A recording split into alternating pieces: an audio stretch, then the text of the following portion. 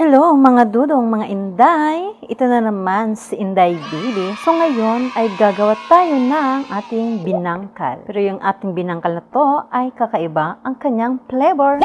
So maglalagay lang ako ngayon ng ating tubig. Meron akong 1/3 cup ng ating water. Ilalagay natin dito. And then maglalagay ako ng 3 kutsarang brown sugar. Ganito kadami. 1, 2, 3. Okay, so ngayon ay i-mix lang natin ito hanggang sa medyo matunaw yung ating sugar. At habang tayo ay nagme-mix, ilalagay na rin natin yung ating asin. So ilalagay natin dito ang ating kalahating kutsaritang iodized salt. Okay, ayan. Okay, mukhang natunaw na siya. So ang in-next ko naman ngayon ay maglalagay tayo ng taran! 1 egg. Okay, large egg to.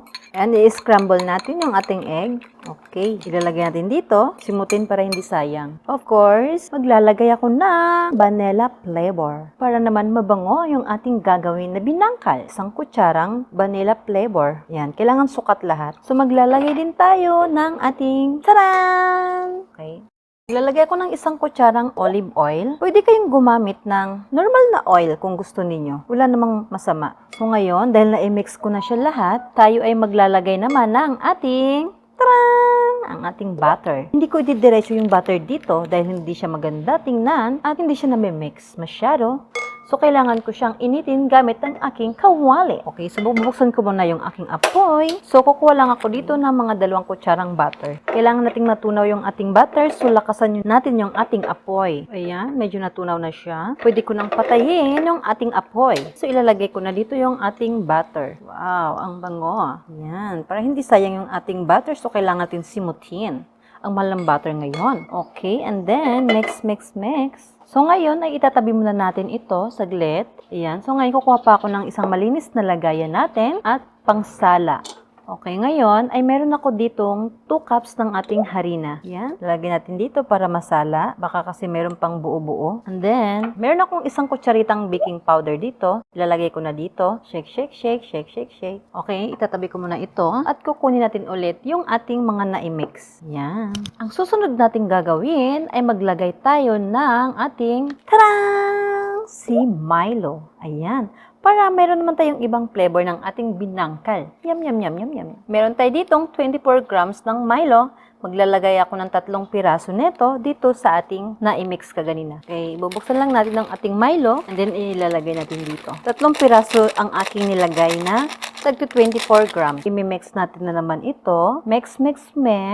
So, ayan, mukhang nahalo na siyang mabuti. And then, ilalagay ko na yung ating harina. Yung ating minix kanina sa ating baking powder. So, dahan-dahan lang dito. Yan. Sige, i-boost na lang natin lahat pala. Haluin natin ngayon. At kung gusto nyong gumamit ng kamay sa paghahalo, ay walang problema. Pwede natin gamitin ang ating kamay. Basta hugasan ng mabuti yung ating kamay. Para talaga, mahalo siya ng mabuti, hindi ba? Okay, so ngayon ay medyo umuulan-ulan na po dito sa aming labas. Magpapainit na ako ngayon ng ating mantika. Antayin ko lang na mainit ang ating kaldero. Okay, so ngayon ay nahugasan ko na ang aking kamay at malinis na ito. Pwede na tayong maghalo-halo ng ating binangkal. Mas maganda kasi pag nakahalo siya sa kamay. So ngayon ay medyo mainit na yung aking kaldero. Maglalagay lang ako ng oil natin. Ayan, naglagay tayo ng mga 2 to 3 cups ng ating oil. Okay, ayan. So antayin lang natin na mainit yung ating mantika. At tayo dito ay maghalo-halo. Wow, yummy. Looks so yummy. So ayan, tapos ko nang haluin, tatanggalin ko lang itong aking nasa mga kamay at sayang. Total malinis naman yung kamay natin. At lulutuin din naman natin. So mamamatay ang germs.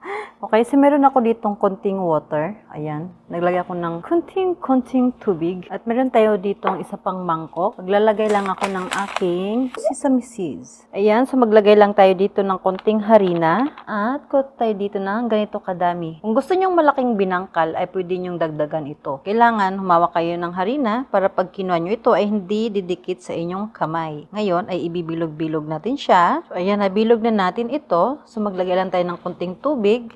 Konting tubig. Then, ilagay natin dito sa ating sesame. Huwag naman sobra, baka maubos yung sesame natin. Ganyan, diretso natin sa ating mainit na mantika. Yan. So, ganun lang siya kasimple gawin. So, ulit lang until na matapos natin magiging golden brown na ito. Pag magiging brown na siya, yun po ay naluto na siya.